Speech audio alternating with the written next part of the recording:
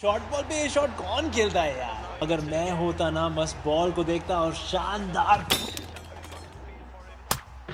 खुद को एक्सपर्ट समझते हो तो खेलो प्लेयर स्पॉट पर लोएस्ट एंट्री फी में। और वो तुम दो शॉट के बारे में मुझे थोड़ा बताओ। एक वो जो पुल शॉट तुमने खेला, you fell down but the shot went for four. I mean that was something extraordinary. And then that final four, when you hit that shot, when did it realize कि हम जीत गए? And your first reaction, अगर आप, I mean, it is very difficult for you to also recapture कि exactly what was going through your mind. But if you can, because you know we would love to know, if you can, मुझे please वो जब boundary हो रहा था या हो रहा था, तुमने 2 रन भाग लिया था, वो डिस्क्राइब करो।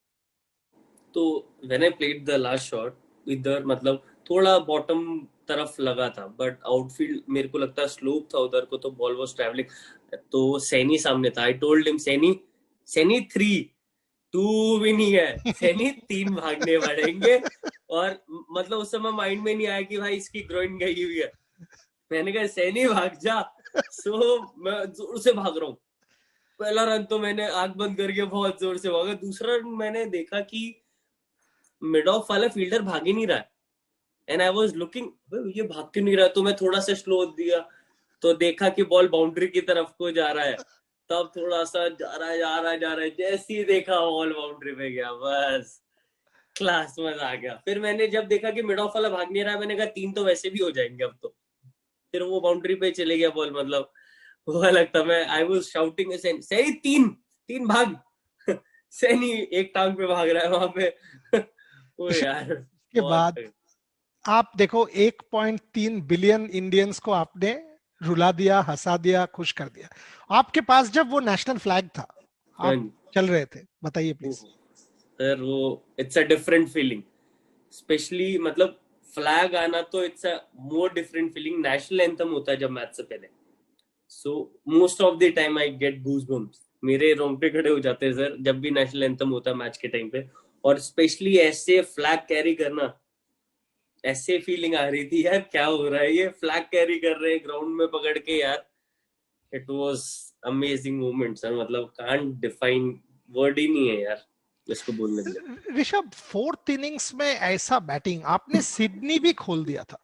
एक्चुअली अगर हम देखें, आई मीन वो मैच शायद हनुमा का अगर इंजरी नहीं हो जाता, जड्डू का इंजरी नहीं होता, आपने मैच खोल दिया था। सो दैट फॉर मी, वो जो आपको प्रमोशन दिया गया, आप एक ऊपर आए, वो सिडनी इनिंग्स के बारे में भी मुझे थोड़ा सा बताइए, क्योंकि मुझे ये लगता है कि अगर सिडनी नहीं होता तो ब्रिस्बेन नहीं होता, क्योंकि सिडनी हमें वो स्ट्रेंथ दिया। उस इनिंग्स के बारे में बताइए। उसमें ये तब डे का स्टार्टिंग हुआ था, लायन आते ही मतलब अजूबिया का विकेट ले गया, नेक्स्ट बैट्समैन मैं ही था। तो मैं रिलैक्स कर रहा था अंदर बैठ के, ज्यादा सोचता हूँ जब तक बैटिंग नहीं आए तब तक अपने आप को पॉजिटिव रखूं, कुछ ना कुछ करते रहूं, सॉन्ग सुन लूं या कुछ भी, एनीथिंग, कुछ ना कुछ बिजी रखता हूँ, क्योंकि पूरे टाइम कंसंट्रेशन करना मुश्किल होता है। मेरे कोच तारक सर वो हमेशा बोलते हैं कि कंसंट्रेशन थोड़ी थोड़े मैचेस में होता है, तो हर समय कंसंट्रेट करके रहेगा तो टेंस हो जाएगा। तो वही दिमाग में घूमता रहता है कि थोड़ा छोटे छोटे टाइम के लिए, जैसे बॉलर रन अप में आता है तभी करता हूँ, फिर बॉल डल जाती है उसके बाद नॉर्मल थोड़ा ऑफ कर लेता हूँ, स्विच ऑफ। तो यही था उस समय, एकदम सडनली बैटिंग आ गई।